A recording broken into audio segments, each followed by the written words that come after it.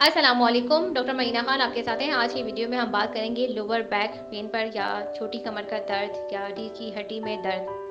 कभी ऐसा होता है कि लोअर बैक पेन इतना शदीद हो जाता है कि आपको मेडिसिन लेनी पड़ सकती है। आपका कुछ जॉब रिक्वायरमेंट ऐसी है जिसमें आप एक ही पोस्चर में बैठ के कंप्यूटर पे या सिस्टम पे लैपटॉप पर काम कर रहे होते हैं और एक ही पोस्चर में रहते हैं, और अगर वो पोस्चर ठीक नहीं है तो आपकी रीढ़ की हड्डी के ऊपर एक प्रेशर आता है जिसकी वजह से कमर का दर्द शुरू हो जाता है। या कुछ ख़वातीन ऐसी जो किचन में देर तक खड़े रह कर काम करती हैं, तो उनकी कमर की हड्डी ऐसे हो जाती है जैसे कि बिल्कुल अकड़ गई हो। अगर आप वो जगह छोड़ के वापस किसी दूसरी जगह पर आकर बैठते हैं या आप मूव करते हैं, चलते हैं, तो आपको ऐसा लगता है कि आपकी कमर बिल्कुल अकड़ गई है और आप बिल्कुल उसको हिला नहीं सकते। अगर आप कोशिश करते हैं उसको मूव करने की तो दर्द और भी ज़्यादा बढ़ जाता है।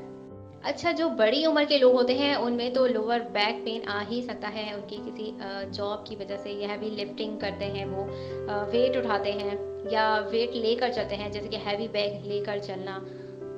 लेकिन जो टीन एज के लड़के लड़कियां होते हैं उनमें भी लोअर बैक पेन हो सकता है। वीकनेस की वजह से भी हो सकता है, लेकिन ज़्यादा पोस्चर की वजह से होता है कि सही पोस्चर में नहीं बैठे हुए हैं, पढ़ाई के लिए बैठे हुए हैं या मोबाइल लेकर बैठे हुए हैं। तो वो जो एक मुड़ कर बैठते हैं बच्चे बच्चियां, जिसमें कमर की हड्डी जो है वो थोड़ी सी टिल्ट होती है, तो उसकी वजह से भी कमर की हड्डी पर प्रेशर आता है जिसकी वजह से दर्द शुरू हो जाता है।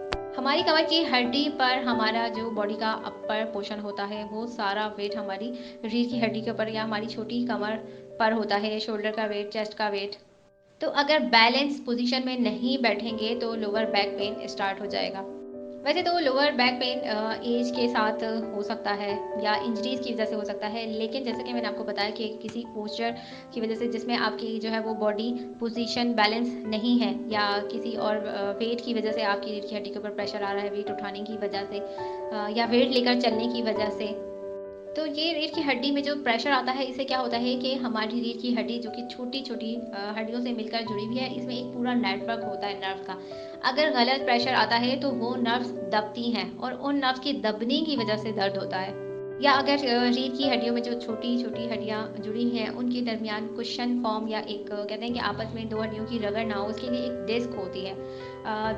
पूरी रीढ़ की हड्डी में ये डिस्क मौजूद होती हैं। इन डिस्क में से अगर कोई डिस्क एक या दो या कहीं पे भी कोई डिस्क अगर टूट जाती है, अपनी जगह से हिल जाती है, तो उसकी वजह से भी नर्व्स पर प्रेशर आता है जिसकी वजह से दर्द होता है। और कभी कभी ये दर्द ऐसा होता है कि रेडिएटिंग दर्द होता है, मतलब दौड़ता हुआ दर्द होता है। आपकी छोटी कमर में दर्द हो रहा है, लेकिन नीचे की तरफ ये रेडिएट कर रहा है, इसकी जानिब या तो ऊपर जो है वो ऊपर की तरफ रेडिएट करता है, और ये रेडिएटिंग पेन नर्व के दबने की वजह से होता है। तो लोअर बैक पेन के लिए आप डिफरेंट चीज़ें ट्राई कर सकते हैं, जैसे yoga, exercise, massage, heating pad. ये सारी चीज़ें आप ट्राई कर सकते हैं, लेकिन ये सारी चीज़ें आपको स्लो स्लो, मतलब बहुत देर में या टाइम टेकिंग होती हैं, और फिर जाके आपको आराम मिलता है। मेडिसिन का या टैबलेट्स का ये है कि वो आपको फ़ौरन आराम देती हैं, कि जैसे अगर आपको जॉब पर जाना है या आपको अपने कोई डेली रूटीन करनी है, तो उसमें आपको फ़ौरन फ़ौरन जो है वो फिर आपको एक्टिव होना होता है, तो उसके लिए आप मेडिसिन ले सकते हैं, टैबलेट ले सकते हैं, लेकिन उसकी एक मैक्सिमम डोज होती है।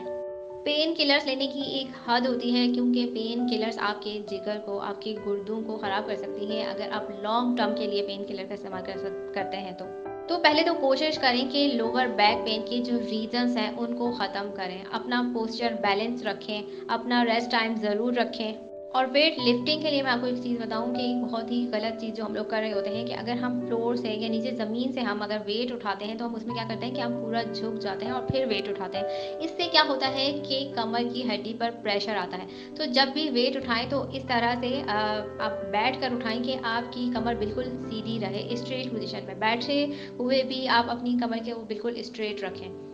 तो अगर आप इस तरह से वेट उठाते हैं तो आपकी कमर के ऊपर प्रेशर नहीं आएगा, बल्कि जो भी प्रेशर है वो आपकी टांगें बेयर करेंगी।